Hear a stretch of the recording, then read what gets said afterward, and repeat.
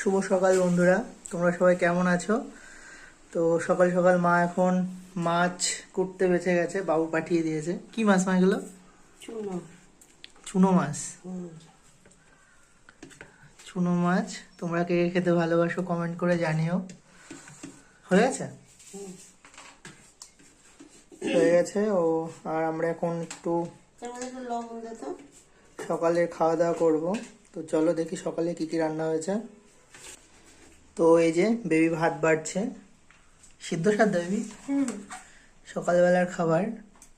আমি সকালবেলা ভাত খাবো না, আমার জন্য আবার স্পেশাল খাবার রয়েছে,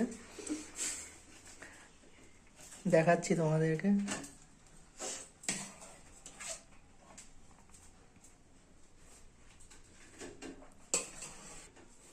তো এই যে আমার খাবার